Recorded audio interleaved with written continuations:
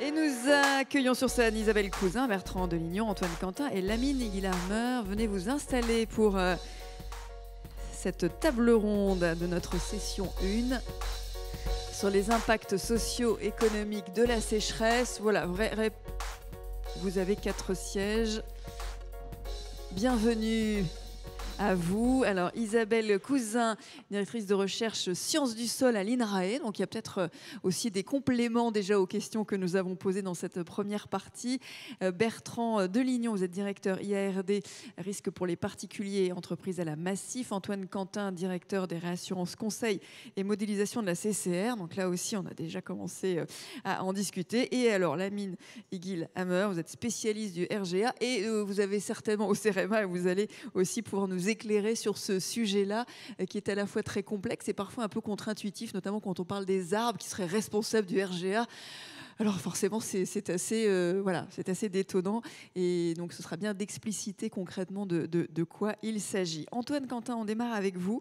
Vous êtes directeur donc, des réassurances conseil et modélisation à la CCR, c'est la Caisse centrale de réassurance qui est détenue à 100% par l'État. Les assureurs français sont à 95% assurés afin de bénéficier de la garantie d'État. Il y en a quand même 5% qui ne sont pas assurés. Réassurés. Vous avez commencé votre carrière chez Groupama sur la modélisation des risques climatiques, donc c'est vraiment votre sujet. Et vous avez rejoint la CCR en 2004 pour développer la modélisation des risques de catastrophes naturelles. Alors vous allez nous expliquer dans un premier temps comment évolue ce coût assurantiel de la sécheresse et peut-être aussi le fonctionnement de cette caisse de réassurance. Comment fonctionne ce principe qui est très français? Oui, alors effectivement, c'est nos voisins sont assez envieux de ce système-là. C'est une spécificité française. Alors, on a quand même quelques voisins qui ont des dispositifs pas tout à fait pareils, mais je pense notamment à nos voisins espagnols. Mais c'est vrai que c'est assez unique dans le monde. Alors, je vais essayer d'expliquer le système simplement.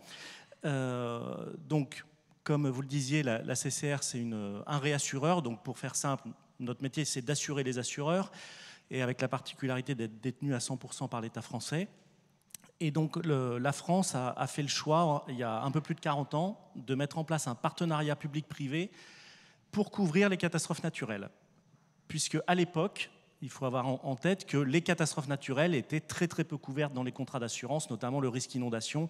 Il y avait quelques pourcents des Français qui étaient couverts. Et donc pour combler cette carence de marché, on a mis en place ce dispositif. Alors en quoi ça consiste ? Depuis 1982, les assureurs sont obligés de couvrir le risque, donc de rajouter une extension à leur contrat d'assurance. Et en contrepartie, ils peuvent se réassurer auprès de la CCR. Ce n'est pas une obligation, mais donc comme vous le disiez, la très grande majorité le fait. Et donc nous les réassurons avec une garantie illimitée en bénéficiant de la garantie de l'État, ce qui leur assure... ce qui leur permet d'être sûr de ne pas faire faillite, mais in fine, ce qui assure que le citoyen sinistré sera indemnisé, puisque c'est l'objectif du législateur.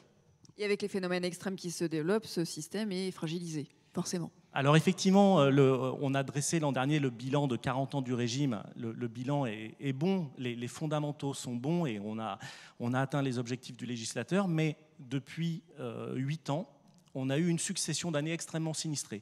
Et donc, en fait, 7 années sur 8, le montant des sinistres était supérieur aux primes collectées. Et donc, on voit bien qu'à un moment, quand il y a un régime structurellement déficitaire, ça crée des tensions. Et avec un effet pervers particulier, c'est que les assureurs, pour arriver à équilibrer leur système, pourraient être tentés de sélectionner les risques. Et ça va vraiment à l'encontre de ce régime basé sur la solidarité, où l'objectif, c'est que le plus grand nombre soit couvert pour un prix modique. Aujourd'hui, à peu près 25 €, un particulier, pour 25 €, il est couvert contre les catastrophes naturelles. Ce qui se passe dans d'autres pays, aux États-Unis notamment, où des personnes n'arrivent plus à s'assurer. Et en France, certains pourraient, vous dites tenter de le faire, il n'y en a vraiment pas qui le font, ils le font déguisé un peu. Alors, en tout cas, il n'y a pas de tendance massive à ce stade. Mais vous parliez des États-Unis, on peut prendre un exemple beaucoup plus proche de chez nous, le cas de l'Allemagne. Il faut avoir en tête que moins d'un Allemand sur 2 est couvert contre les inondations parce qu'il n'y a pas ce type de système. On va y revenir dans un instant aussi avec Bertrand Delignon, mais juste avant, vous avez réalisé une étude prospective à horizon 2050 qui est parue en octobre dernier. Quels sont les enseignements de cette étude? Qu'est-ce que l'on voit se dessiner dans l'avenir sur ce coût Alors, cette étude, elle était tout péril. Elle ne traitait pas que de la sécheresse, mais elle traitait des inondations de tout type, des submersions marines et de la sécheresse. Tout péril, globalement, nos projections, c'est à horizon 2050, plus 40% du coût des sinistres, uniquement du fait du climat. Après, on va continuer à construire des nouveaux biens, souvent dans des zones exposées. Donc, si on intègre ça, ça fait plus 60%. Mais l'autre point important, c'est le focus sur la sécheresse. La sécheresse, c'est le péril où on observe déjà une hausse très très significative. On a entre donc les c'est le RGA, en gros, c'est ça. Voilà. Le retrait-gonflement des argiles. On va y revenir. Donc c'est vrai que j'utilise souvent le terme sécheresse géotechnique, mais on a déjà constaté une hausse très importante puisque dans les années 2000, on était à peu près à 500 millions d'euros par an. Entre 2016 et 2021, on a dépassé le milliard et en 2022, on a atteint 3,5 milliards. Donc il y a déjà une hausse observée. Et à horizon 2050, c'est là où c'est le péril pour lequel la hausse attendue est la plus importante, puisque dans notre scénario central, on est à peu près à un doublement, mais dans le pire des scénarios, on est même à un triplement de la charge sinistre, donc ça pose vraiment un vrai sujet. Merci beaucoup pour ces premiers éléments. Bertrand Delignon, on reste dans le secteur de l'assurance. Vous êtes directeur métier IARD à la Massif, dans le prolongement de ce qui vient d'être dit. Pourquoi est-ce si important ce régime catastrophe naturelle et pourquoi il faut absolument le maintenir, cette particularité française? Alors, c'est très important, Antoine l'a dit.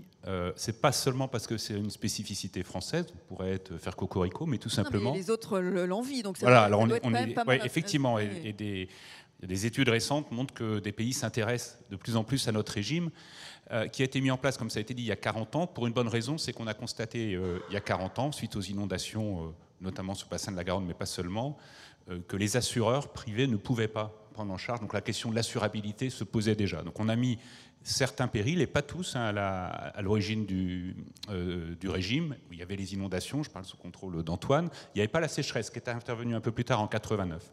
Donc c'est important pour nous, parce que sans ce régime, qui est un régime de solidarité nationale, c'est un régime universel de solidarité nationale, on ne pourrait pas garantir l'assurabilité demain sur des périls qui impactent nos sociétaires, nos assurés, et plus généralement l'ensemble des citoyens.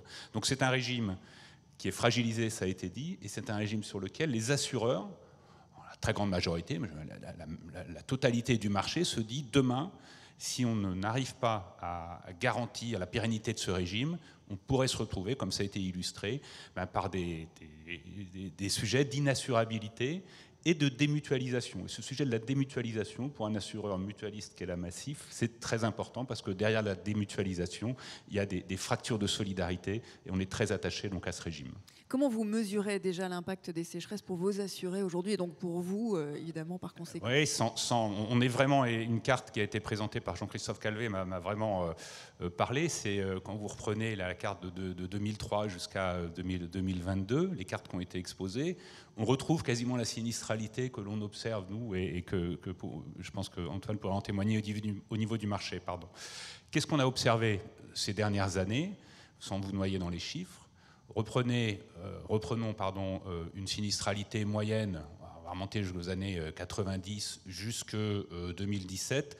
En moyenne, tous les ans, on avait à peu près, pour la Massif, 2500 sinistres et 30 millions de dommages. C'est une moyenne, voilà. Avec cette année 2003 qui était la référence majeure et qu'on n'imaginait pas revoir de sitôt. Qu'est-ce qu'on observe depuis 2018? Donc on prend les 6 dernières années, 2018-2023. On observe tout simplement un triplement du nombre de sinistres. On est passé en moyenne par an à plus de 7500 sinistres, dont les années 2018-2022 emblématiques, plus de 15 000 sinistres.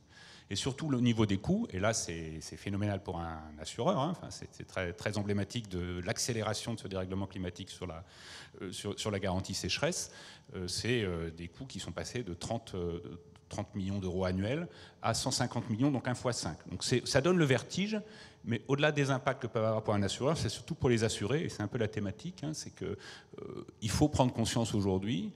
Et c'est là où on est un observatoire privilégié, j'insiste beaucoup là-dessus, au même titre que la CCA pour le marché, on observe vraiment de façon très, très factuelle l'impact de ce dérèglement climatique depuis quelques années, et la sécheresse est emblématique. Il n'y a pas que la sécheresse pour nous, on pourrait parler de la grêle, on pourrait parler des tempêtes, et puis dernière chose avant peut-être un autre complément, quand on parle de solidarité, etc., c'est sur des des périls, je l'ai dit, mais j'insiste beaucoup là-dessus, qui ne sont pas assurables par les seuls acteurs que sont les assureurs privés. Donc il faut cette solidarité entre les assurés, l'État, la CCR effectivement, et puis les assureurs. Oui, vous pointez un élément important, c'est aussi la vulnérabilité de vos assurés. Socialement, ça va avoir aussi un impact sur la fragilisation, peut-être des plus vulnérables aussi. Oui, exactement.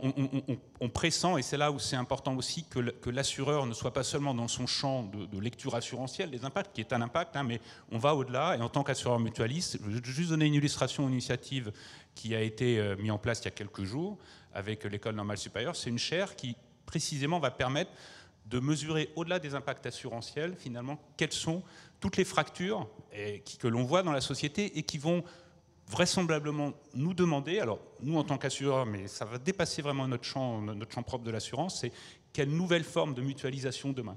C'est un changement de paradigme, mais qui dépasse le cadre des assureurs. Voilà, pour ne laisser personne de côté, toujours. C'est voilà, l'importance pour un mutualiste. Alors, on va continuer à explorer d'un point de vue scientifique le sol avec Isabelle Cousin, et on va terminer par ensuite par le RGA avec le spécialiste. Mais d'abord sur les sols. Isabelle Cousin, vous êtes directrice de recherche en sciences du sol à l'INRAE, physicienne des sols, spécialiste du transfert d'eau dans les sols et aussi de la qualité des sols. Alors, vous avez peut-être des compléments de réponse à apporter aux questions qui ont déjà eu lieu sur l'état des lieux et les conséquences des sécheresses sur les sols. Comment vous voyez les choses ?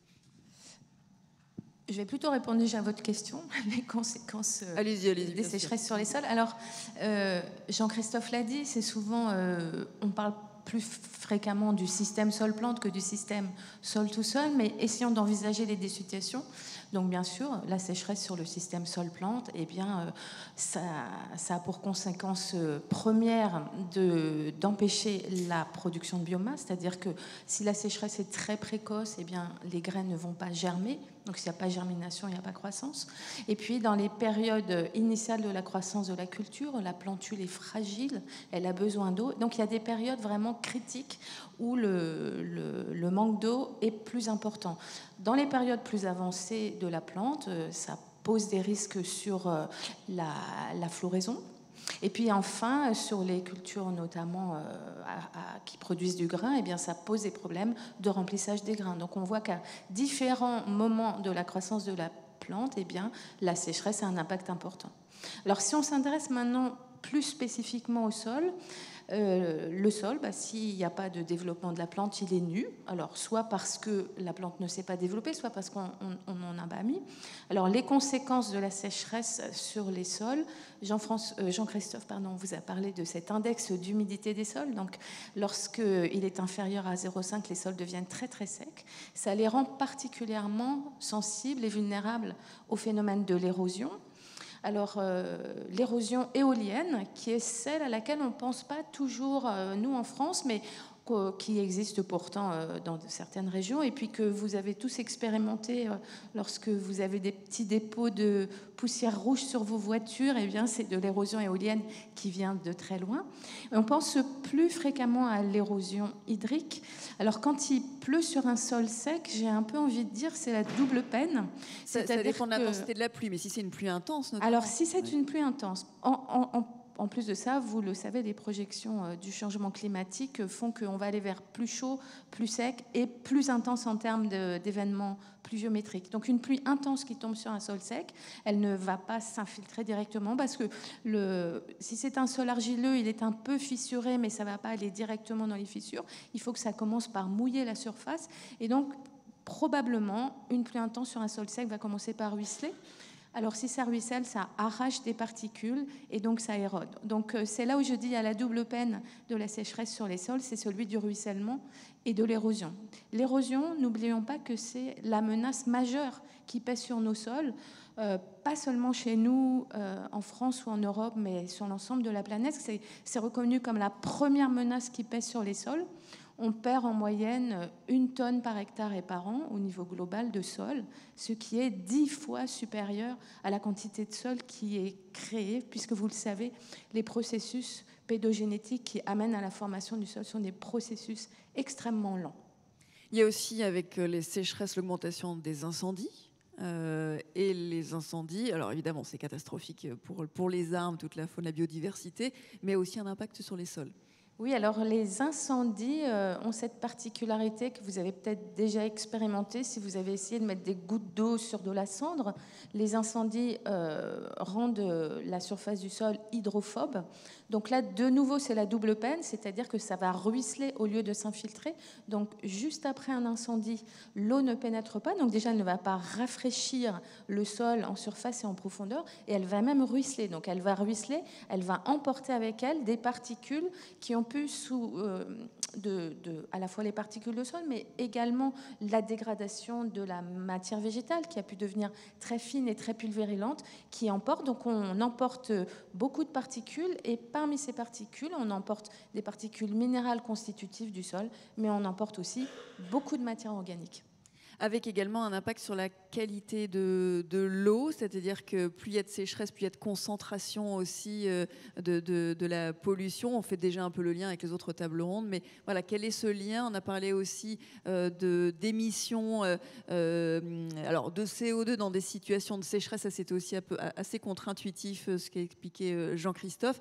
Mais il y a aussi un autre gaz qui est assez puissant et émetteur. Vous vouliez en parler, faire une petite parenthèse sur le NO2, c'est ça? Le N2O. Le N2O, je ne l'avais pas dans le bon sens. Donc c'est le protoxyde d'azote. Alors, expliquez-nous. Le protoxyde d'azote, vous le connaissez tous, puisque c'est le gaz hilarant. C'est un gaz qui a un très fort pouvoir de réchauffement global, puisqu'il est 273 fois supérieur à celui du CO2, presque 300 fois. Ça veut dire que si on évite d'émettre une tonne de CO2, une tonne de protoxyde d'azote dans l'atmosphère, c'est comme si on évitait d'émettre 300 tonnes de CO2. Et il se trouve que le N2O, il est principalement produit par les sols. C'est un gaz qui est issu de la chaîne de dénitrification, un processus microbiologique qui se produit dans les sols. Alors quand le processus va jusqu'à son terme, on produit du diazote, du N2, bien sûr, c'est le composant majoritaire de l'air, donc ça ne pose aucun souci. Mais quand on s'arrête juste avant, dans des conditions très particulières justement de température et d'humidité des sols, eh bien, on produit ce fameux N2O. Donc malheureusement, ça fait des sols le principal contributeur au réchauffement climatique par ce gaz. Et qui est accentué par la sécheresse. C'est ça? Alors, c'est le lien qui est compliqué. Oui, il n'est pas forcément accentué par la sécheresse, parce que ce qui va se passer en période de sécheresse, c'est que l'activité biologique, microbiologique des sols va être moins intense, et donc on va moins minéraliser de matière organique, on va moins dégrader d'azote, donc on va plutôt avoir des effets retard. Le protoxyde d'azote, il est émis plutôt dans des périodes printanières, quand le sol commence à se réchauffer et quand l'humidité du sol remonte. Alors quand elle redescend, il se passe malheureusement peu de choses dans le sol. C'est pas le principal problème de la sécheresse. Par contre, c'est un problème majeur de contribution au réchauffement climatique. Et donc, qui contribue par ricochet à la sécheresse. Qui contribue en conséquence à augmenter la sécheresse. Merci beaucoup, et on reviendra tout à l'heure avec vous sur comment on peut faire mieux pour éviter d'accentuer encore le phénomène. L'ami vous êtes docteur en mécanique des sols au CEREMA. Vous travaillez sur l'impact de la sécheresse sur le fameux RGA dont on a beaucoup très gonflement des argiles, qui a des impacts sur les sols et donc les ouvrages qui se trouvent sur ces sols. Selon donc une étude, on voit que le RGA impacterait plus de 10 millions de maisons en France. Fissures, affaissement des sols, menuiseries inopérantes, les conséquences peuvent être très graves. Vous allez nous en parler. Et avant de nous expliquer peut-être le phénomène, voyons à quoi ça ressemble, un retrait-gonflement des argiles sur le bâti. Alors, en fait, là, le thème de cette session, on parle de la sécheresse et on parle de RGA. Donc, pour faire la différence entre les deux, c'est que la sécheresse est une sollicitation hydrique. Ça veut dire qu'un sol argileux qui contient une fraction argileuse bien définie, parce que les argiles, c'est des familles d'argiles. Il y a des argiles très peu gonflantes, il y a des argiles très gonflantes, vont subir le phénomène de retrait-gonflement. Donc, c'est plutôt un phénomène naturel qui est influencé par les conditions météorologiques. Donc on parle de sécheresse, mais pendant les périodes de précipitation, on a le phénomène de gonflement. Donc le retrait et le gonflement, ce sont des déformations des mouvements de terrain, donc c'est des déformations du sol liées aux conditions météorologiques auxquelles le sol est soumis. Si on peut voir peut-être la slide, du coup. Merci. Alors, donc, si on commence par les conséquences sur les ouvrages. Historiquement, donc c'est un phénomène qui est très connu, on parle d'impact sur les structures légères telles que les maisons individuelles, les bâtiments pavillonnaires qui sont très peu fondés, et les routes aussi, les routes départementales. Aujourd'hui, donc ce que vous voyez sur la partie gauche de cette slide, c'est à la fois l'évolution de ce phénomène qu'on constate depuis 2015, mais aussi les projections à horizon 2050 par exemple. Sur la partie haute, à gauche, vous avez les cartographies de CCR, dont le rapport est publié fin 2023. Et là, on voit les projections, par exemple, avec les scénarios les plus pessimistes. Et ce qu'on constate aussi, c'est que sur la France métropolitaine, à chaque fois, on me pose la question sur est-ce qu'il y a un département qui est épargné, enfin, il y a des départements qui sont épargnés par ce phénomène-là. Et là, on le voit sur cette cartographie. Toute la France métropolitaine est concernée, avec des zones plus concernées que d'autres, liées à la fois aux conditions météorologiques et à la nature des sols. Et à la nature des sols, ça. Donc il y a des Exactement. poches d'argile, ça peut être un phénomène qui est très local, en fait. Alors ça peut être très local, mais là, ce qu'on constate aujourd'hui dans l'évolution de ce phénomène, c'est qu'il y a une expansion aussi au niveau géographique. Ça veut dire que ça ne se limite pas aux sols historiquement très plastiques, des sols argileux avec des indices de plasticité supérieurs à 40. Ça peut toucher aussi des sols peu plastiques aujourd'hui. Donc ça veut dire qu'ils n'étaient pas concernés il y a encore quelques années, mais vu l'intensité des sécheresses, la répétition aussi, parce que la fréquence, c'est ce qu'on va aussi voir tout à l'heure, c'est que les sols sont les mêmes, ils sont en place et subissent des sollicitations là qui sont inédites parce que ça revient d'année en année et ces sols ne sont pas habitués à avoir ce genre de sollicitations. Donc il y a une expansion géographique. Et puis sur les chiffres du coût assurantiel, tout à l'heure mon collègue l'a présenté, si on compare la période de 1989, année d'intégration de la sécheresse au régime CatNat, jusqu'en 2019, donc 13,8 milliards d'euros, si on fait la projection de 2020 à 2050, c'est un triplement qui est projeté, 43 milliards d'euros, rien que pour la sécheresse. Et vous voyez en rouge la partie liée à l'impact du changement climatique, 17,2 milliards d'euros. Juste une petite précision sur ce sujet-là, je sens que c'est très en lien. Non, mais c'est très en lien parce qu'on s'appuie beaucoup en fait sur ces travaux de France Assureur de projection, en comparant les 30 dernières années aux 30 prochaines, donc horizon 2050. C'est un document que je vous invite à consulter qui est vraiment passionnant parce qu'il prend tous les pays. Cette étude s'occupe de tous les périls et c'est la sécheresse qui augmente le plus. Et qui augmente le plus du fait du dérèglement climatique, c'est ce que vient de dire Lamine. Donc c'est très intéressant. Il faut avoir à l'esprit aussi que c'était une étude qui a été menée avant la sécheresse de 2022.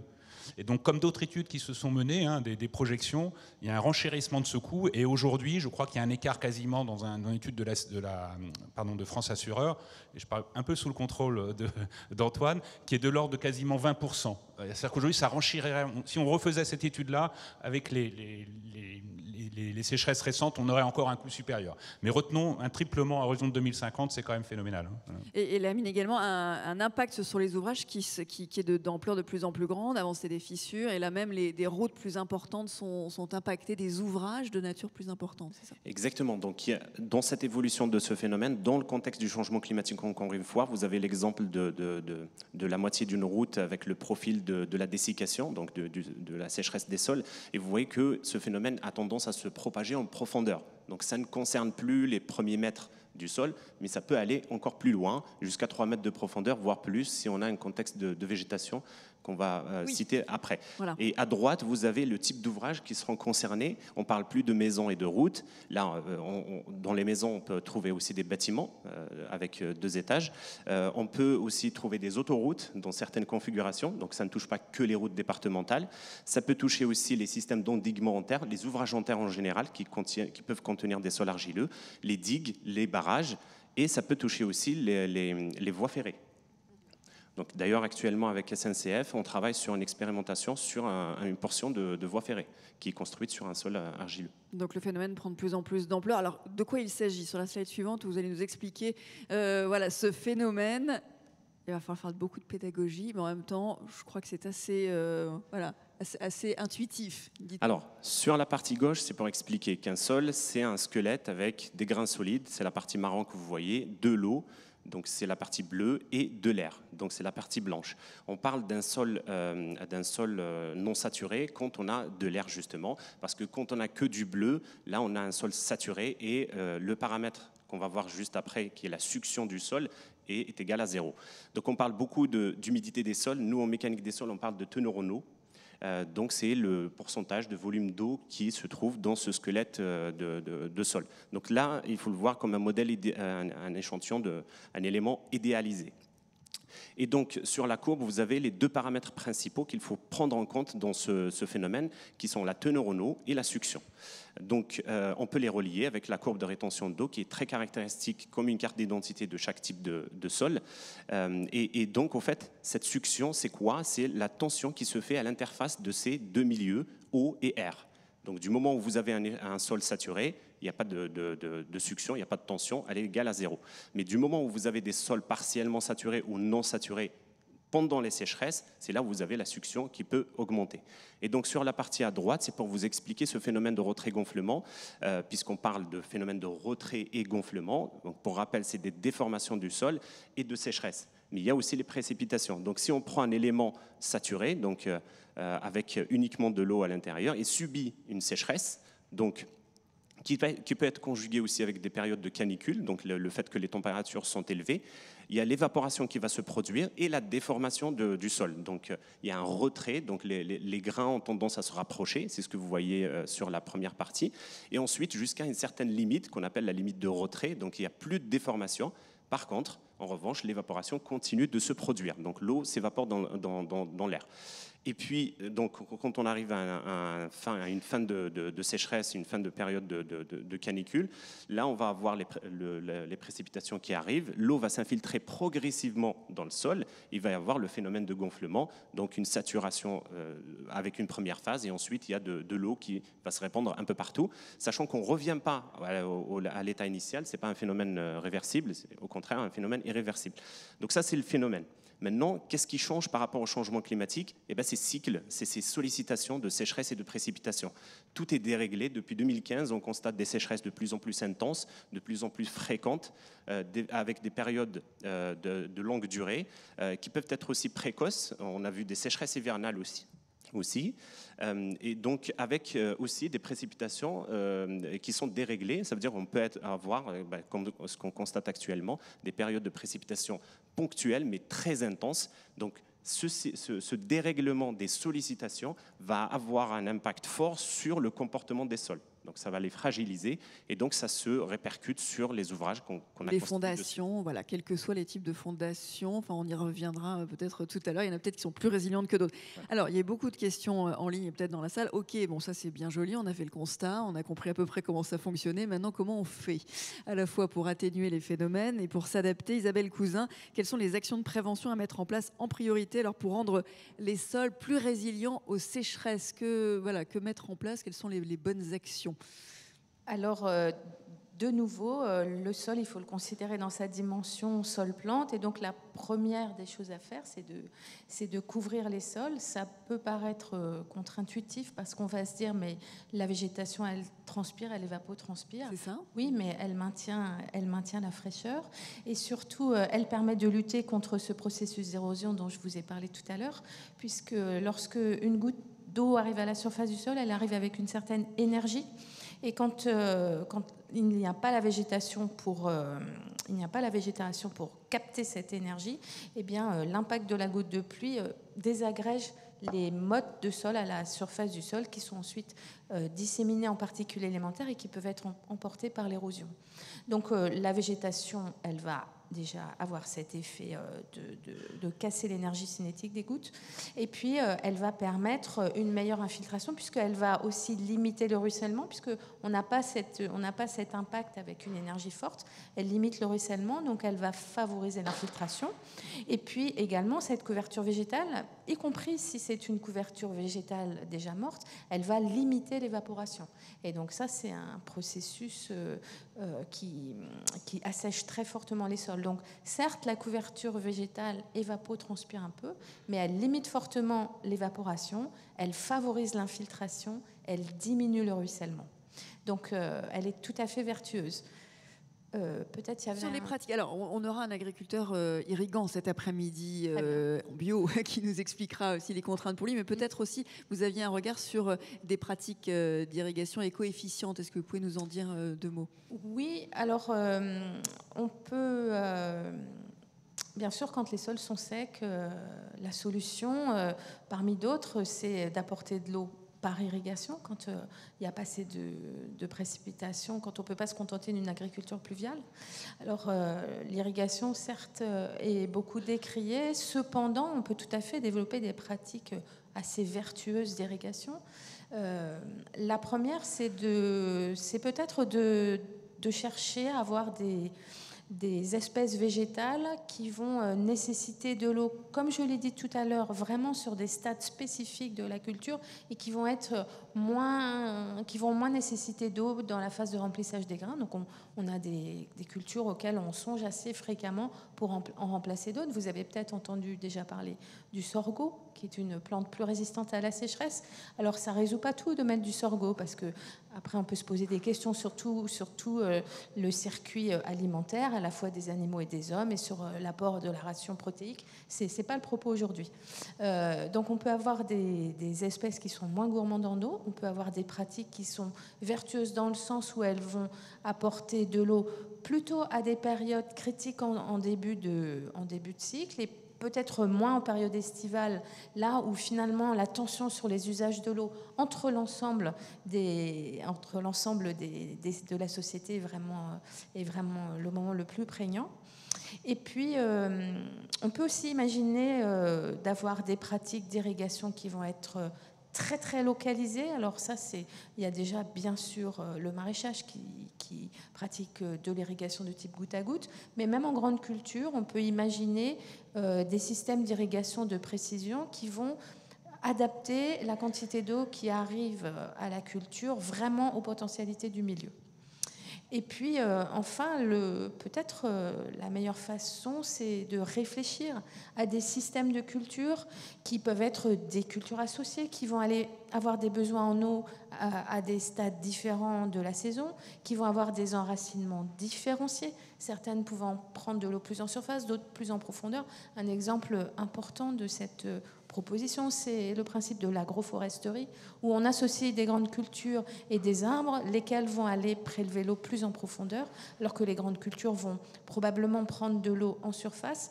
Mais il y a un processus encore assez mal compris d'ailleurs, qui est à la fois physique et physiologique, d'ascenseur hydraulique, où plutôt en période nocturne, quand la plante transpire peu, il y a de l'eau qui revient vers la surface et qui alimente de façon partagée les racines superficielles à la fois des plantes pérennes type arbre et des plantes de grande culture type annuelle.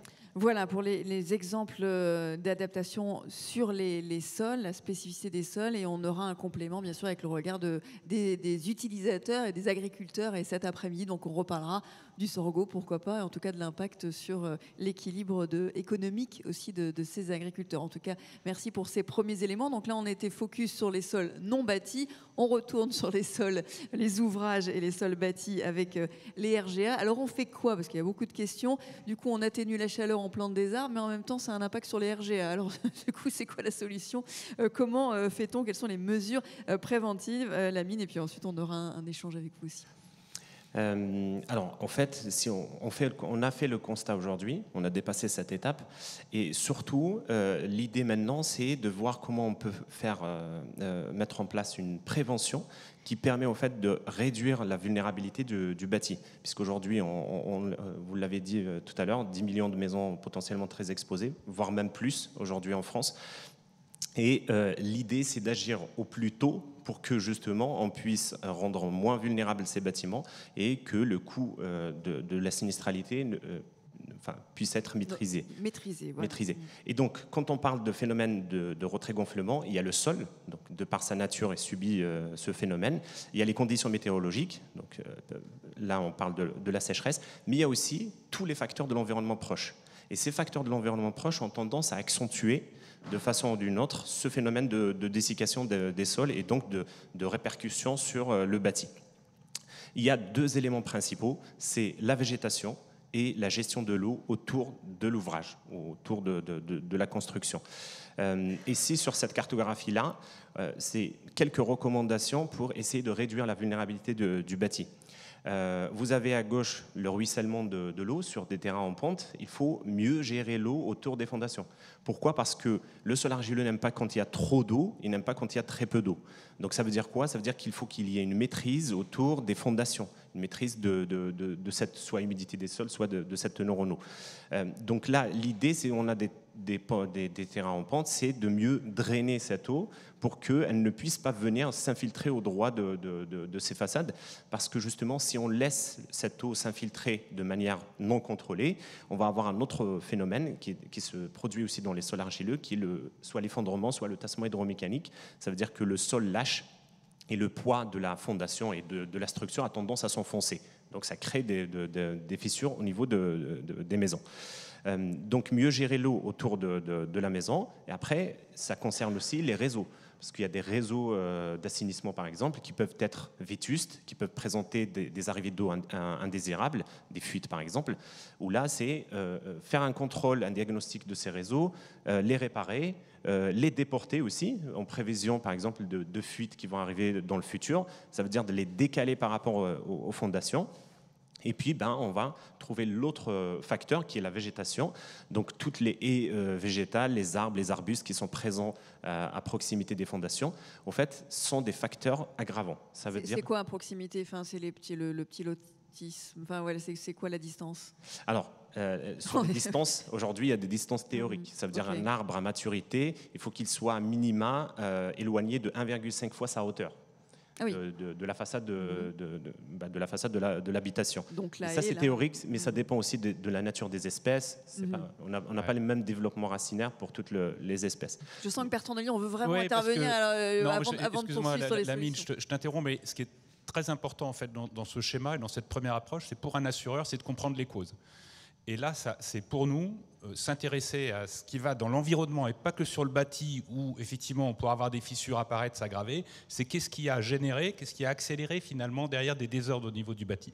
Et la recherche, et je pense que c'est très bien illustré, nous amène aujourd'hui à proposer ces fameuses mesures horizontales, tu y reviendras sans doute, mais pour nous c'est capital qu'on ait peut-être un regard un peu différent, qu'on ne s'occupe pas du bâti mais de l'environnement avec la recherche et scientifique, et ça a été très clairement illustré. On n'est pas seulement... on n'intervient pas seulement au niveau de la réparation, et la prévention pour nous, RGA, passe par une bonne compréhension de l'environnement. Et c'est tout le sens pour moi de la démarche. Et on va voir après comment vous les sensibilisez, vos assurés. Alors quelques exemples, comment aller d'adaptation pour éviter que ça ne s'empire. Alors, c'est ça, en fait, c'est déjà commencer. Alors, là, on a parlé des facteurs de l'environnement proche, c'est très important, c'est une première approche qui est nécessaire, qui est indispensable aujourd'hui. Ça veut dire que dans le plan on fait des protections racinaires éventuellement, ça peut, mais très profondes, parce que j'ai bien compris que les arbres, ils allaient quand même très profond. Donc, c'est quoi, avant d'arriver sur ces solutions très, bon, pas si techno que ça, on va voir que c'est pas si compliqué, mais est-ce qu'il y a d'autres solutions ? On coupe les arbres ?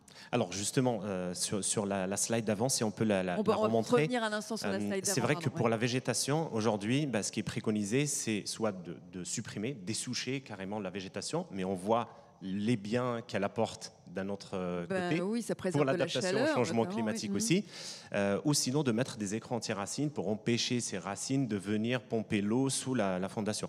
Mais sur les écrans anti-racines, voilà, c'est ça, c'est qu'aujourd'hui, la profondeur qui est recommandée, c'est 2 mètres. Moi, personnellement, je pense que ce n'est pas suffisant. Il faut aller au-delà. Cet écran anti-racine ne peut pas être efficace si on n'est pas à 4 mètres, voire 5 mètres de profondeur. Donc ça veut dire qu'il faut imaginer le coût et aussi ce qu'on y met. Des écrans anti-racines en béton, en pale planche en acier ou en géomembrane.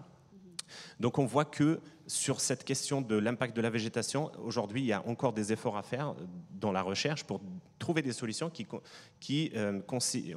trouvent le juste équilibre entre la fraîcheur apportée par la végétation et tous les bienfaits apportés par la végétation, et puis empêcher l'accentuation de la dessiccation pour l'habitation. Et donc, nous, au CEREMA, on travaille sur des solutions, par exemple, de comment trouver une ressource en eau de manière passive qui permet au fait de restituer à la végétation quand elle a besoin cette eau, et donc d'empêcher que les racines viennent chercher l'eau sous les fondations. Donc ça, c'est la slide suivante, c'est ça ? La slide suivante, alors la slide suivante, c'est autre chose. Encore autre chose. Ça, c'est pour. Il y a de l'eau quand même. Hein. Voilà, on récupère l'eau. Et donc là, c'est une solution sur laquelle on travaille au CEREMET depuis 2016 avec un premier prototype. Et là, donc, on travaille sur le développement pour la suite. C'est la réhydratation ciblée et maîtrisée du sol pendant les périodes de sécheresse. Donc, ce qu'on disait tout à l'heure, c'est que c'est pendant la période de sécheresse qu'on a la fissuration de dessiccation dans les sols qui provoque ces dommages, ces fissures sur les habitations. Tout à l'heure, il y avait une question sur est-ce qu'il y a un lien, ou est-ce que c'est pris en compte la temporalité. Ce n'est pas parce qu'on a une sécheresse à l'instant T qui est accentuée qu'on va avoir forcément des dommages. C'est plus complexe que ça. Au fait, il faut prendre en compte à la fois l'historique au niveau du sol, le sol qui ne subit pas que la sécheresse, il subit aussi le gonflement, donc ces variations de volume qui, au bout d'un moment, donc on arrive à dépasser la résistance du sol et donc se fragilise et ça se répercute ça se voit sur le bâti. Donc c'est pas si évident de dire qu'on a à l'instant T une sécheresse et donc forcément une conséquence avec une fissure sur le bâti. Et donc là, le principe, c'est de dire pendant la période de sécheresse, comment je peux réhydrater le sol sous la fondation au niveau de l'habitation pour maintenir un état hydrique équilibré pour qu'il n'y ait pas ce retrait, qu'il n'y ait pas cette déformation. Et donc nous, on a pensé à récupérer l'eau de pluie pendant les périodes humides, la stocker. Et pendant la période de précipitation, pendant la période de sécheresse, on dispose des points d'humidification autour des façades à conforter ou des façades qui sont déjà fissurées pour apporter cette eau nécessaire pour rééquilibrer cet état hydrique. Voilà. Donc c'est sur ce principe-là qu'on base cette solution-là.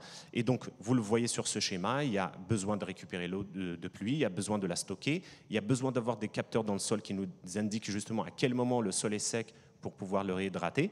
Et aujourd'hui, donc sur un premier prototype, ce qu'on constate, c'est que pendant les périodes de sécheresse, on arrive à stabiliser les fissures déjà existantes, donc les empêcher de se rouvrir davantage et de se propager, et donc peut-être de fragiliser la structure. Et donc aujourd'hui, on travaille sur comment le simplifier davantage, sachant que là, on est sur des coûts nettement supérieurs aux coûts des réparations classiques, par exemple, avec les micropieux ou les injections. Donc il y a des arbitrages socio-économiques à faire.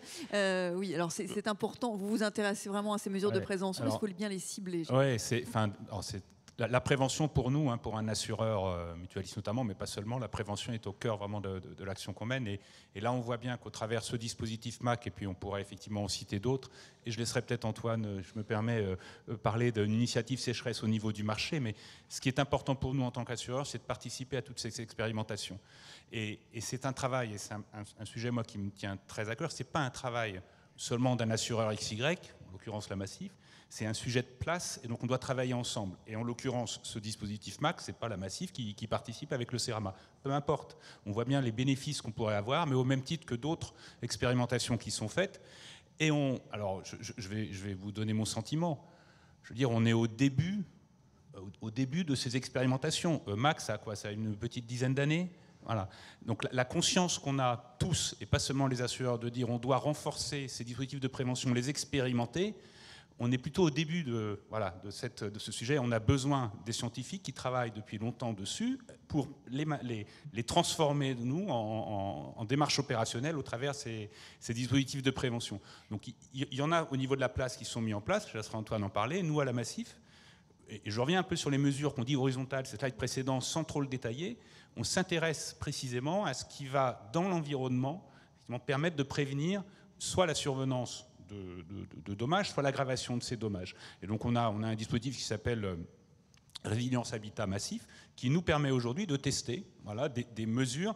Alors quand on dit on supprime un arbre, ça peut choquer tout le monde, on le replante par exemple. Il n'y a pas non plus, on n'est pas dans une logique de dire on va tout artificialiser. Et ça voilà. va pas être Ce serait un non-sens et là je serais repris par la patrouille à raison. Donc c'est pas du tout le sujet. Par contre, comment on équilibre les choses dans l'environnement, ça nous intéresse. Donc là on est encore en phase d'expérimentation avec la cartographie de plus en plus fine. Vous savez quels sont vos assurés qui vont peut-être être les plus touchés par ce phénomène. Est-ce que vous allez taper à leur porte et leur dire attention, là il va falloir mettre ça en place? Alors ça touche un sujet qui nous est cher aussi, pas que la Massif, c'est il faut prendre conscience de ce risque. Et peut-être que le parent pauvre aujourd'hui, d'ailleurs c'est Christine Lavarde, une sénatrice qui travaille beaucoup sur ces sujets, qui disait dans un rapport récent, le problème du RGA, c'est un colosse au pied d'argile. J'aime beaucoup l'expression parce que, et notamment la prévention est l'angle mort de ce dispositif. Et oui, aujourd'hui, il y a d'abord une prise de conscience, donc par la connaissance, et là vous avez tous un rôle à jouer, une prise de conscience de tous, des assureurs, mais pas seulement des assurés sur ce risque RGA. Et puis derrière, c'est comment, et là c'est important aussi, on appréhende la valeur du risque, parce qu'une fois qu'on dit tout ça, quand on revient sur les chiffres qui ont été présentés par Lamine, par Jean-Christophe ou autres, on voit bien que ça va s'amplifier demain. Donc la prévention sera utile, mais il faudra aussi que chacun supporte une part du risque. C'est ce que j'allais dire, c'est une question là qui est en ligne. Qui va payer ces mesures de prévention, sachant que ça va aussi réduire le coût pour les assureurs? Donc quelle est la répartition? C'est là où il y a des initiatives qui sont en cours, et notamment par des rapports, je vais en citer un qui fait un petit peu aujourd'hui le rapport de place, c'est le rapport d'Ylan-Grenet avec 2 autres rapporteurs, et qui permet de donner, qui donne des pistes. Il y a 37 propositions, il y en a notamment une qui est la création d'un nouveau fonds, un fonds de prévention des risques naturels, mais qui est l'équivalent du fonds Barnier, dont je ne vais pas détailler le mode de financement, mais qui permettrait de financer des diagnostics et puis des initiatives en matière de prévention. Pourquoi c'est le parent pauvre? Et je finis là-dessus sur la prévention, il faut bien l'avoir à l'esprit. Et ça, c'est une responsabilité de tous. C'est qu'aujourd'hui, on a considéré que finalement la sécheresse, qui est presque un risque que moi je qualifie à bas bruit, donc qui n'est pas aussi spectaculaire qu'une inondation, qu'un séisme, on l'a sorti du dispositif de prévention du fonds Barnier, qui est cher aux assureurs et aux réassureurs, et qui est vraiment qui est issu de ce régime de catastrophe naturelle. On doit changer. Voilà, notre monde change, mais on doit aussi changer notre mode de mutualisation au travers de ce régime, et notamment sur l'angle de la prévention. Mais je laisse peut-être Antoine Quentin, pour rebondir sur ces mesures de prévention nécessaires, quelles sont les priorités selon vous? Alors, tout d'abord, je ne peux qu'abonder effectivement l'enjeu de la prévention, il est majeur. Nous, on l'identifie comme un des principaux leviers pour assurer la pérennité du régime. Et je pense qu'il y a vraiment un large consensus sur la pertinence de ce régime. Donc la prévention, c'est essentiel. Il y a des mesures qui existent, qui sont identifiées. Donc Bertrand a évoqué le sujet de l'initiative sécheresse, donc initiative de plage, je peux en dire peut-être quelques mots, qui est eu un projet lancé par France Assureurs, donc la Fédération des assureurs, la mission risque naturel, qui est une association créée par France Assureurs, et puis nous, la CCR, et qui va expérimenter donc de façon très concrète sur un peu plus de 300 maisons. Alors 200 maisons où on va tester des solutions de réparation, et puis 130 maisons des solutions de prévention. Et ça va avoir un grand intérêt, c'est que ça va permettre de disposer de données objectives pour voir quelles sont les méthodes, les solutions les plus efficaces, avec plein de critères d'efficacité. Il y a la durabilité, mais il y a aussi par exemple le bilan carbone de ces solutions. Et donc voilà, alors c'est un projet un petit peu long qui va durer 5 ans, mais en tout cas ça va permettre un peu d'objectiver quelles sont les meilleures mesures de prévention. Donc il y a ce projet, et puis après il y a effectivement, vous mentionniez le sujet du financement de la prévention, parce qu'effectivement il faut inciter les assurés à mettre en place des mesures de prévention, mais il faudra vraisemblablement les accompagner. Et donc une des pistes donc dans le rapport, alors d'Ylan-Grenet, mais il y a un des co-auteurs dans la salle, alors rapport sur l'assurabilité des risques climatiques qui est sorti récemment. Voilà, il y a cette piste de créer un fonds dédié pour le financement des mesures individuelles de prévention, notamment liées à la sécheresse. Et je pense que voilà, il va falloir mettre ça en œuvre. Donc il va y avoir des discussions avec les pouvoirs publics, avec les spécialistes, mais c'est un levier sans doute très efficace pour accélérer la prévention. Et dans ce même rapport, il y a aussi une proposition de rendre obligatoire les travaux d'adaptation dans les 3 ans après un sinistre. Ça aussi, ce serait peut-être le minimum à mettre en place, et comment l'accompagner? Alors voilà, il y a donc, comme le disait Bertrand, il y a 37 propositions. Il y avait des propositions de très court terme avec, il faut saluer quand même un courage de dire qu'il fallait rehausser la surprime CatNat pour assurer l'équilibre financier du régime qui était mis en difficulté. Donc cette première mesure, elle a été mise en œuvre dès la fin de l'année dernière. Et puis après, il y a des préconisations plus moyen-long terme qui nécessitent un peu des discussions. Il va falloir sans doute peut-être les trier, mettre en place les mesures prioritaires, mais effectivement, ça serait, ça n'a pas vraiment de sens de reconstruire à l'identique, et donc on peut profiter de la phase de reconstruction pour réduire la vulnérabilité du risque, pour que vraiment le bien puisse éviter d'être sinistré à l'avenir. Donc c'est un levier, mais il y en a peut-être d'autres. Donc il y a moyen pour les assureurs d'orienter les fonds dédiés à une réparation après un dommage à l'adaptation. Ce serait un fléchage possible. Alors le métier de l'assureur, c'est vrai que le principe d'un système assurantiel, c'est de remettre le bien dans l'état où il était avant sinistre, mais on peut trouver des mécanismes additionnels, par exemple via un financement par un fonds public, pour financer ces mesures d'adaptation.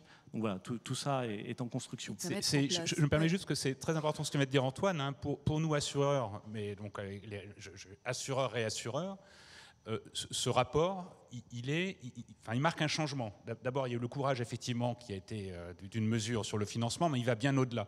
Et pour moi, quand je parlais de prise de conscience, c'est que je pense que si chacun s'en empare, alors vous les scientifiques, ou le monde de la recherche, les médias aussi, c'est pour dépasser simplement le dire, il fait chaud, il fait froid, on a un problème l'été, parce que, etc. C'est un problème qui devient un problème sociétal. Et ce rapport amène des pistes de réflexion. Après, je rejoins Antoine, il y aura certaines qui vont demander à être éprouvées, expérimentées, et qui permettront demain, vraisemblablement, de permettre d'assurer donc cette fameuse assurabilité. Et je termine juste sur ce point-là. Pourquoi il est si important pour nous, mais c'est vraiment capital, hein, qu'on arrive à maintenir ce régime de solidarité, c'est que si on ne le fait pas, j'insiste là-dessus, on démutualisera le risque et on ne pourra plus s'assurer. Et c'est le sens même, hein, du rôle d'un assureur. À la Massif, c'est notre raison d'être, c'est protéger le présent, permettre l'avenir. Si on n'a pas les éléments de comprendre ce qui se passe pour permettre l'avenir, on ne fera pas notre boulot. Et là, cette notion de cause nationale. Hein, ouais, cause nationale, elle est très chère. Je fais souvent référence à ce qui s'est passé dans les années 2000 avec le plan cancer, etc. Je pense qu'on n'a pas encore, la société n'a pas pris la mesure de ce qui allait se passer dans les années à venir, malgré les alertes, et je pense à celles de Jean depuis de nombreuses années, et tous les scientifiques, voilà, qui participent effectivement à cette prise de conscience. Mais chez nos concitoyens, et chez nous, même des fois assureurs, on voit qu'elle est un petit peu derrière nous. Merci. Alors, il y a beaucoup de questions. Il y en a certainement dans la salle. Oula, bah oui. Bon, on va commencer avec vous dans la salle. Si les questions ne se rejoignent pas, je poserai celles qui sont en ligne. Nous vous écoutons. Oui, bonjour Anne Lestrade. Merci pour cette table ronde extrêmement stimulante. Et c'est bien d'insister en effet sur la nécessité d'une prise de conscience parce que je pense qu'on en est encore très loin. Moi, j'avais quand même une interrogation sur un discours qui a été porté sur, pour moi, qui était beaucoup plus dans une approche, au fond, de technique, je dirais pas classique, mais en fait, on a un vrai problème de RGA, donc en fait, on va chercher à protéger les fondations, quitte même à mettre du béton dans le sol.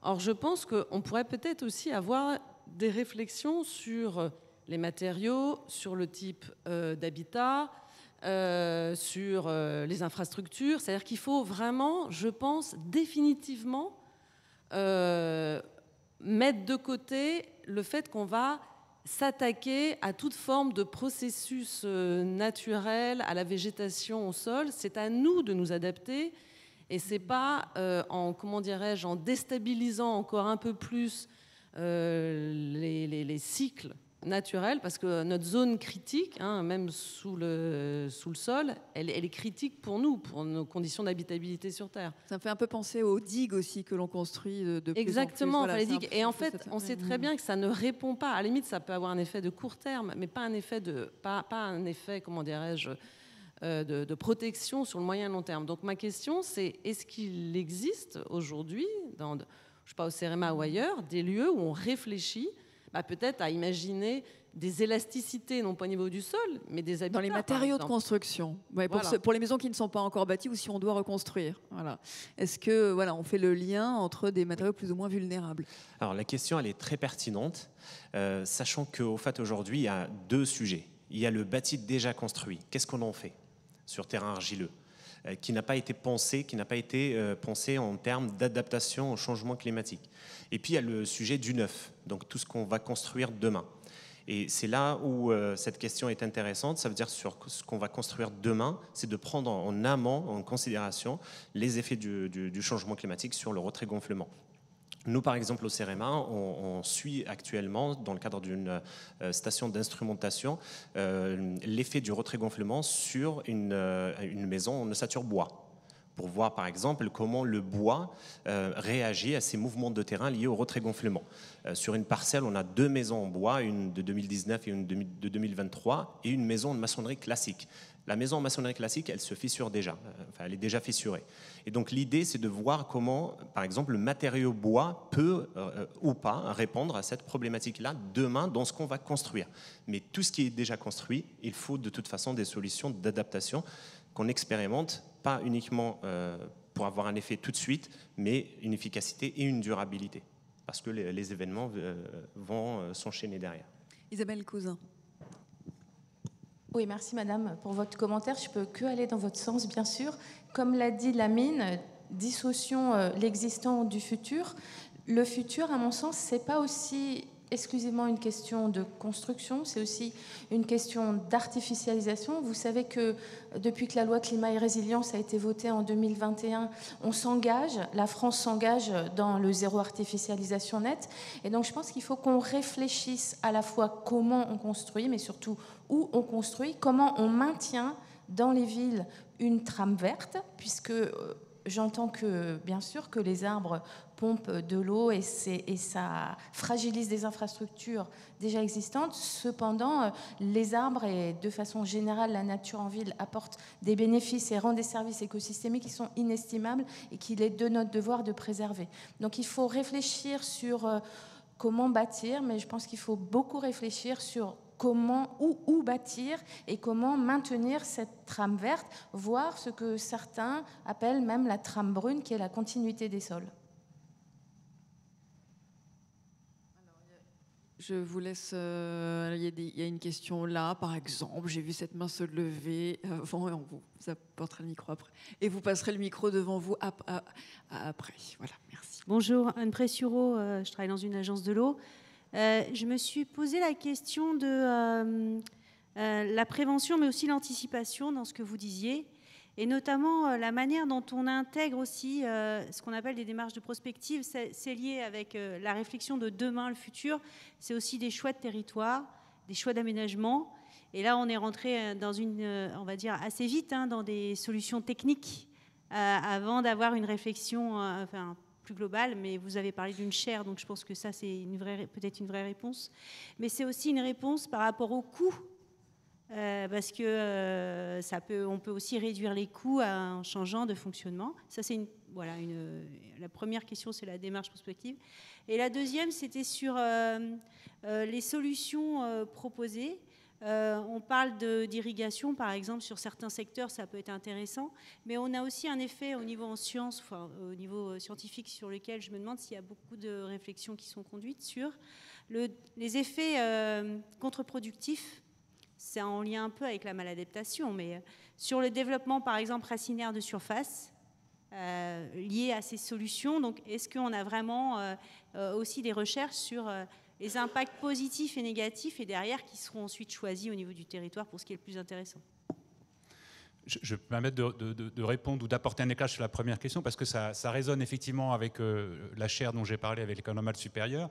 C'est une chaire qui est pluridisciplinaire et qui va permettre justement de mieux appréhender ou de participer à mieux appréhender les impacts de la sécheresse sur le bâti ou l'environnement. Ça, c'est tout l'apport des géosciences. Et je crois que c'est Aglaé Gézékel qui nous accompagne, qui est en charge de cette chaire. Et puis, il y a également toute la partie, et qui est pour moi peut-être très importante et un peu novatrice, c'est tout ce qui va toucher aux sciences sociales et humaines. Et c'est là où ça rejoint votre question. En fait, aujourd'hui, un assureur, il ne mesure pas tous les impacts qu'il va y avoir. Et je pense alors, il y a des mesures qui peuvent se faire par l'autorité de contrôle prudentiel, et récemment, il y a des stress tests climatiques, mais ça, c'est sur le champ assurantiel. Et quand on veut dépasser ça, ça renvoie à des sujets, j'ai parlé de mutualisation, mais qui vont au-delà. Et pour moi, ces sujets qui vont au-delà, c'est demain comment on adapte effectivement et comment on prend notre part pour adapter l'habitat. Et avoir le courage de le dire, voilà, il y aura des zones qu'on non seulement ne pourra plus les assurer, mais on ne pourra plus y habiter si on maintient aujourd'hui des modes de construction, des modes de vie Voilà. Et ça, c'est, je pense, notre responsabilité, hein, en tant que mutuelle d'assurance, de participer à ce débat de société, qui est un débat de société. Et on peut s'attendre quand même à une augmentation du coût assurantiel pour les citoyens. Oui, le coût, il va alors, il y a une augmentation du nombre d'événements climatiques. On parle beaucoup des sécheresses, mais il y a tous les autres. Voilà. Et donc cette augmentation va générer effectivement une inflation des coûts. Et donc la valeur de ce risque va devoir être à nouveau, on va devoir réfléchir à une nouvelle répartition de la valeur de ce risque pour les citoyens, mais aussi pour les assureurs, les réassureurs et l'État. Et donc ce coût-là, on doit avoir un partage de sort qui doit être questionné. Et ce partage de sort, nous on pense que le meilleur équilibre qui a fait ses preuves depuis 82, c'est de se dire il faut mutualiser, mais il faut conscientiser ce risque-là de façon à ce qu'on l'appréhende mieux à l'avenir. Mais oui, ça va augmenter, si c'est la question. Merci, oui. Oui, Didier Soulage du CEREMA. J'avais une question. Donc, les 43 milliards de coûts assurantiels qu'on a vus tout à l'heure, je voulais savoir si c'était uniquement le RGA ou s'il y en avait aussi justement dedans, notamment les calamités agricoles, etc. Et puis ma deuxième question, justement, par rapport à ça, on parle beaucoup d'agrivoltaïsme en ce moment. Je voulais savoir si vous avez une opinion, un avis, des chiffres, des résultats sur l'effet des ombrières photovoltaïques sur la sécheresse des sols. Vous avez parlé de l'énergie, de l'impact d'une goutte d'eau, donc si elle tombe sur un panneau photovoltaïque, etc. Donc, est-ce que vous avez une opinion sur est-ce que c'est en partie une solution à certains endroits au problème ou pas vraiment? Donc l'agrivoltaïsme, c'est le fait de couvrir des surfaces agricoles en élevage ou en culture par des grands panneaux photovoltaïques. Éventuellement mobiles. Éventuellement mobile. Est-ce que là-dessus, vous avez... Alors, oui, je vais répondre sur mais je crois qu'il y avait une deuxième question. Je vais me permettre juste, Isabelle, s'il vous plaît. Enfin, je crois qu'il y avait une deuxième question, une deuxième partie de la question. Pour Isabelle, oui, tout à l'heure, oui. Non, ok. Alors, les 43 milliards, oui, là, on parle de quoi? On parle bien, effectivement, donc on est passé de 14 en projection, France Assureur a mesuré de 14 à 43 milliards.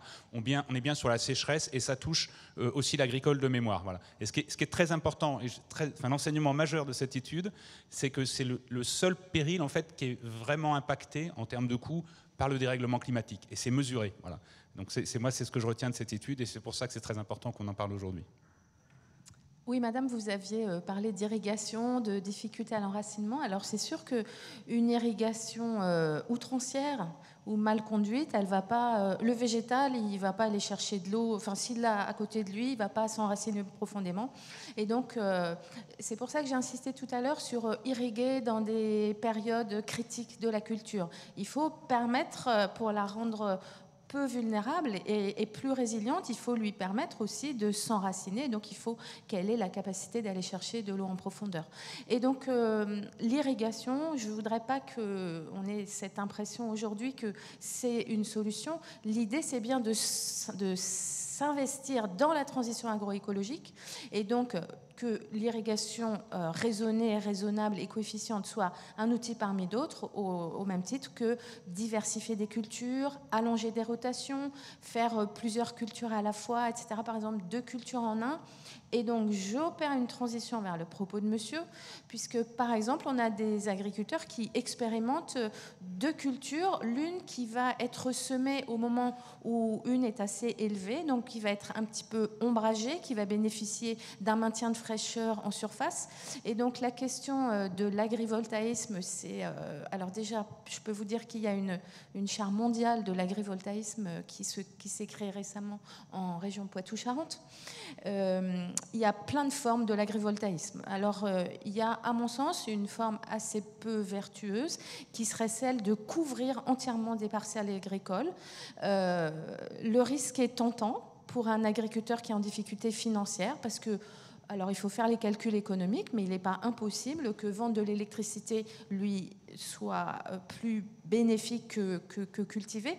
Alors là, on est typiquement, à mon sens, dans une situation d'artificialisation des sols. Donc je pense que cette pratique qu'on peut voir de temps à autre, peut-être il faudrait essayer de la limiter. Il y a des expériences, là on est vraiment au cœur de la recherche en cours. Même s'il y a quand même des cultures en dessous. Alors voilà, donc là je pense à des parcelles qui sont couvertes de façon quasi jointive, quasi uniforme. ce qui d'ailleurs a été observé sur ça, quand on les fait de façon quasi uniforme, quand même il pleut. Donc ça ruisselle sur les bords des panneaux photovoltaïques. Ça s'écoule juste au droit des panneaux photovoltaïques. Donc là, on a des espèces de couloirs très très humides. Enfin, on peut arriver à des situations assez étranges de quasi d'inondation localisée. Mais par contre, ce qui est à travailler, c'est de l'agrivoltaïsme où les panneaux photovoltaïques ne couvrent pas de façon extensive la parcelle, mais peuvent être, comme vous l'avez cité, des zones d'ombrières pour des animaux. Et il y a une réflexion qui est en cours sur de l'association culture, élevage, agrivoltaïsme qui permet déjà... Vous connaissez les bénéfices, et c'est aussi un axe de la transition agroécologique, du renouveau de l'agriculture dans une dynamique polyculture-élevage. Et puis, finalement, de diversifier des sources de revenus qui seront ceux de l'élevage, qui seront ceux de la culture, qui seront ceux de l'électricité, pourquoi pas. Et puis vous avez évoqué des panneaux qui tournent. Effectivement, il y a des systèmes qui permettent de s'adapter à l'ensoleillement. Et ça, il y a des expérimentations en cours. Je ne saurais pas vous en donner les résultats actuels, mais notamment pour les animaux, en fait, pour que les animaux d'élevage puissent aller s'abriter en période très très chaude de la journée. Merci beaucoup. Il ne nous reste pas beaucoup de temps. Je vois qu'il y a deux... François Dulac du Laboratoire des sciences du climat et de l'environnement. Je voudrais témoigner là en tant qu'assuré, parce que vous avez mentionné le fait que finalement 95% des gens étaient assurés pour ce risque. Moi, en tant qu'assuré, je voudrais quand même rappeler que ce n'est pas parce que vous êtes assuré que vous êtes couvert. Il faut qu'il y ait un déclenchement de catastrophe naturelle. Et même en cas de déclenchement de catastrophe naturelle, il y a un magazine d'investigation célèbre qui passe à 1 heure de grande écoute qui a démontré que même dans ces cas-là, on vous montrait qu'il y avait des fissures avant la catastrophe naturelle et que donc on ne vous prend pas en charge. Et je suis ravi d'apprendre qu'il y a un rapport et que les pratiques pour la prévention vont aussi arriver parce que vous avez un risque, il n'est pas couvert, vous êtes obligé de faire des mesures de prévention pour pouvoir rester habité dans votre maison et vous n'êtes pas aidé non plus. Et on ne parle pas de petites sommes, on parle de 20 30 000 euros. Merci. Merci. Alors, ça me donne l'occasion, merci. Et puis je pense qu'Antoine, s'il le souhaite, complétera. Ce que vous abordez là, effectivement, alors si vous êtes couvert, vous n'êtes pas forcément indemnisé. Et c'est toute la pédagogie qu'on doit avoir sur le régime de catastrophe naturelle, effectivement, qui dépend pour que une commune soit reconnue en état de catastrophe naturelle. Il faut qu'il y ait un dossier qui soit déposé, qui passe par la préfecture, et une commission indépendante des assureurs, commission interministérielle, qui va décider en fonction de certains critères si effectivement la commune est reconnue ou pas. Là, vous avez raison, et au-delà du magazine et de la médiatisation qui s'est faite autour de situations qui sont des situations difficiles pour nos assurés, quand la commune n'est pas reconnue en état de catastrophe naturelle, on ne peut pas rentrer dans une procédure d'indemnisation. Une fois qu'elle est reconnue, ça ne garantit pas non plus que l'assuré sera indemnisé. Vous pointez de doigt là un sujet sur lequel, effectivement, ça crée des situations qui peuvent être difficiles par nos assurés. Ils peuvent ne pas comprendre les raisons pour lesquelles, même si le sinistre est reconnu dans une commune reconnue en état de catastrophe naturelle, pour autant, un expert indépendant va, lui, ne pas trouver le lien de causalité entre les dommages et la sécheresse qui a été à l'origine de cette reconnaissance. Il y a eu beaucoup de constats qui ont été faits et la profession accompagne aussi toute une évolution avec la CCR, avec la MRN dont on a parlé, pour que demain, ces critères de reconnaissance évoluent et qu'on ait, dans certains cas, effectivement, qu'on arrive à résoudre cette problématique qui sont effectivement des problématiques qui peuvent être très difficiles à vivre et qui le sont pour certains assurés qui ne se verraient pas indemnisés. Il y a eu récemment, notamment issus d'une ordonnance de février 2023, des évolutions dans les critères de reconnaissance. Donc on est partie prenante aussi en tant qu'assureur. On se dit comment demain on reconnaît mieux ces sinistres-là avec un régime qu'on doit renforcer. Pour illustrer mon propos, il y a cette circulaire RGA de février 2023 de mémoire. Elle va permettre demain, et les ordonnances sont sorties, enfin c'est une ordonnance, pardon, la circulaire est sortie, je vais le mettre dans le bon ordre, permet demain d'élargir le périmètre de reconnaissance aux communes limitrophes qui auraient eu par le passé, et dans des conditions qui sont définies par cette circulaire, des sécheresses mais qui n'auraient pas conduit à une reconnaissance. Donc la succession de sécheresses peut amener demain à une reconnaissance de par le caractère répétitif. Ça, c'est un élément. Après, les critères météorologiques, d'hydrométrie, etc. ont été aussi revisités pour renforcer finalement dans ce régime la reconnaissance de ces communes. Donc ça, on y est favorable. On y est favorable, et là aussi, ça rejoint le coût. Et il ne faut pas l'ignorer. En faisant ça, il faut que le régime puisse supporter ces coûts supplémentaires. Et là, les assureurs sont tout à fait partie prenante. On dit oui, il faut le faire, mais il faut aussi qu'on renforce le financement de ce régime, d'où, et c'est ce qu'a dit Antoine, une mesure courageuse du gouvernement, faut le dire, qui va s'appliquer à partir du 1er janvier 2025, qui consiste justement à sécuriser financièrement ce régime avec ces nouvelles dispositions qui vont élargir l'assiette des reconnaissances. Après, je finis là-dessus. Ne nous y trompons pas, et là je ne défends pas la profession, je vous parle en tant qu'expérience d'assureur, mais aussi d'assuré. Oui, c'est aujourd'hui un parcours d'indemnisation sur un sinistre sécheresse et un parcours qui demande beaucoup d'efforts et qui parfois peut conduire effectivement à une forme de complexité vu le nombre d'intervenants. On n'a pas beaucoup parlé des experts, il y a beaucoup de sujets autour de l'expertise, l'indépendance des experts, le fait que cette profession doit aussi se renforcer, les compétences, la labellisation de cette profession est prévue notamment dans les différentes évolutions réglementaires. Donc on travaille, les assureurs sont forcément concernés parce qu'on est attaché à ce régime, mais il doit évoluer et il doit prendre en compte les situations individuelles qui peuvent être parfois très catastrophiques. Et l'on va devoir conclure. Peut-être un dernier mot avant de conclure. Je suis désolée pour les questions qui restent. Vous avez un quart d'heure pour venir vous rapprocher pendant la pause. Mais là, il faut que l'on conclue. Je voulais juste compléter donc, avec deux choses importantes. C'est effectivement une amélioration des critères. Donc effectivement, il y a des cas difficiles, mais il y a quand même l'amélioration des critères qui vient de sortir, c'est plus 20% de reconnaissance en moyenne chaque année. Donc ça va aller quand même dans le sens des sinistrés. Et la deuxième chose, c'est que, alors c'est compliqué peut-être à expliquer, mais ce régime, le régime CatNat, il est là pour couvrir des événements d'intensité anormale. Et c'est là où on a un énorme travail à faire, c'est que les événements récurrents, c'est par la prévention qu'il faut les traiter. Et l'indemnisation, elle est là pour traiter vraiment l'exceptionnel. Lamine, juste un point, est-ce qu'il y a des ressources à donner? Parce qu'il y a plein de questions sur quel arbre il faut choisir, pourquoi c'est irréversible. Donc on n'a pas le temps d'y répondre, mais où est-ce qu'on peut trouver ces informations? Alors, il y a pas mal de ressources dans le support de ma présentation.